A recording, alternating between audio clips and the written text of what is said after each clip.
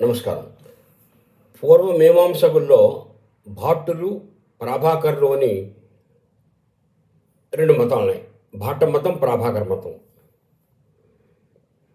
భాట్ట మతానికి ఆద్యుడు కుమారుల భట్టు, ప్రాభాకర మతానికి ఆద్యుడు ప్రభాకర మిశ్రుడు. ఈ ప్రాభాకర మతానికి గురుమతము అని కూడా అంటారు.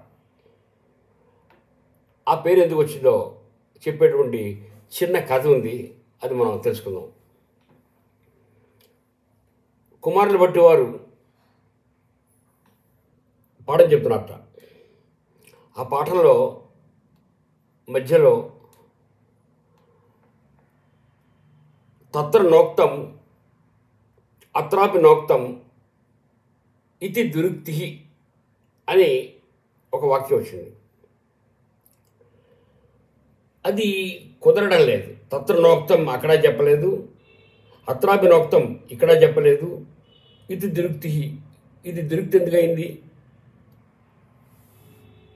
ఇక్కడ సమన్వయం కుదరటం లేదు. కుదరకపోతుంటే అప్పుడు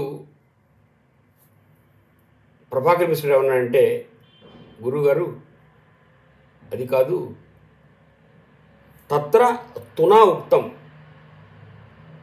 అక్కడ తూ అనేటువంటి పదం చేత చెప్పబడింది.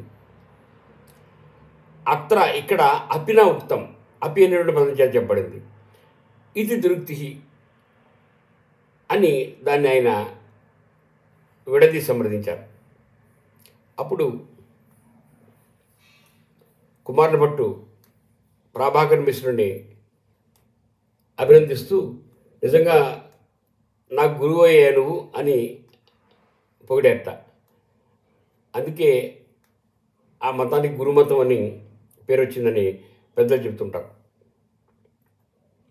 ఏదేమైనా ఆయన చక్కగా విడదీసి చెప్పడం, ఆ చిక్కుముడిని చక్కగా విప్పడం అనేటువంటిది మనకు కావాల్సింది ఇక్కడ. కాబట్టి గురువే. గురువు ఎప్పుడు గురువుగానే ఉంటాడు.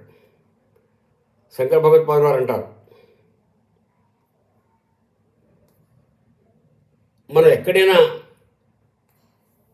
గొప్పవాడిగా చెప్పచ్చు, కానీ గురువు దగ్గర చెప్పకూడదన్నారు. అద్వైతం త్రిషు లోకేషు నాద్వైతం గురు సన్నిధం అన్నారు. మూడు లోకాల్లో మన అద్వైతం పనికి వస్తుంది, గురువు దగ్గర మాత్రం పనికిరాదు. మనం విష్ణువు దగ్గరికి వెళ్ళి నువ్వు నేను ఒకటే అనొచ్చు, బ్రహ్మ దగ్గరికి వెళ్ళి నువ్వు నేను ఒకటే అనొచ్చు, శివుడి దగ్గరికి వెళ్ళి నువ్వు నేను ఒకటే అనొచ్చు. కానీ గురువు దగ్గరికి వెళ్ళి నువ్వు నేను ఒకటి అన్నాను వీల్లేదు. ఎందుకంటే గురువే